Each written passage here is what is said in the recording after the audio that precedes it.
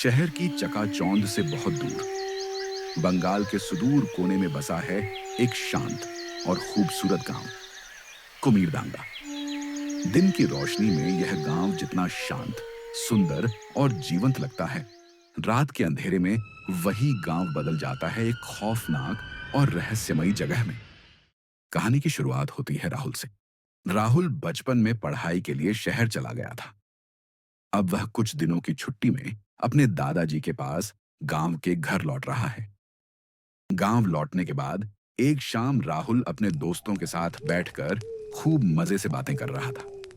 हंसी मजाक चल ही रहा था, तभी अचानक एक दोस्त धीरे से बोला, पता है, इस गांव में रात को श्मशान की तरफ से निशी की आवाजें आती हैं। राहुल ये सुनकर हंस पड़ा। उसने दोस्तों को चुनौती दी, चलो आज रात ही सब साबित कर देते हैं। सबके मना करने के बाद भी वो उसी रात निकल पड़ा श्मशान की ओर, अकेला, बेखौफ। राहुल श्मशान पहुंचते ही चारों ओर धुआं और कोहरे से घिर गया।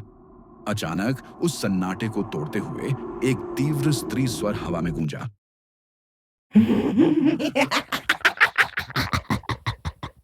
वो शब्द जैसे उसके दिल को हिलाकर रख दिया। राहुल आगे बढ़ना चाहता था, लेकिन उसके पैर जैसे किसी अनदेखी ताकत से बंध गए।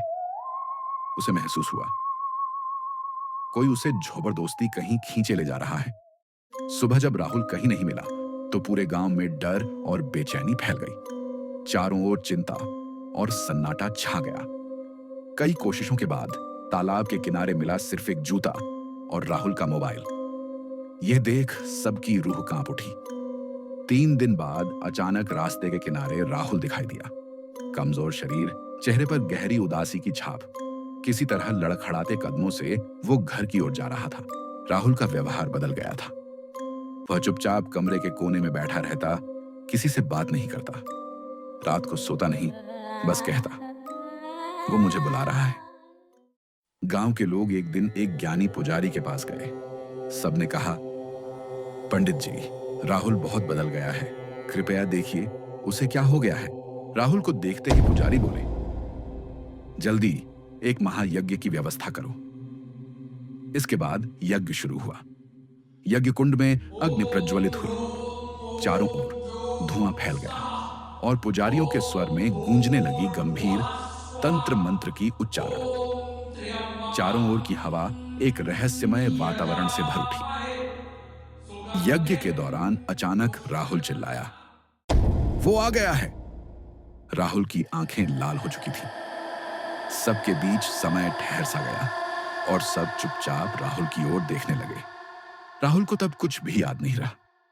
सुबह होते ही गांव के लोग श्मशान के दक्षिण कोने में जमीन के नीचे कुछ खोज रहे थे। कुछ ही देर बाद उन्होंने जमीन के नीचे से एक मानव कंकाल और एक सिंदूर की डिब्बी निकाली। यह दृश्य देखकर सभी सिहर उठे। अब किसी के लिए समझना बाकी नहीं रहा। वो निशी की पुकार एक नव विवाहिता की थी, जिसकी अंत्येष्टि नहीं हुई थी। वो एक बेचैन आत्मा की पुकार थी। इसके बाद सभी पुजारी मिलकर पूरी विधि से नववधू का अंतिम संस्कार संपन्न करते हैं, मानो आत्मा को अंततः मुक्ति मिल गई हो। राहुल भी धीरे धीरे सामान्य होने लगता है। राहुल ने सपना देखा कि नववधू उसे धन्यवाद दे रही है। उसकी आंखों में शांति, चेहरे पर कृतज्ञता थी। धीरे धीरे वह नीले धुएं में बदलकर आकाश में विलीन हो गई। इसके बाद कभी भी निशी की आवाज सुनाई नहीं दी। गांव शांति में लौट आया, लेकिन आज भी कोई श्मशान के दक्षिण कोने जाने की हिम्मत नहीं करता।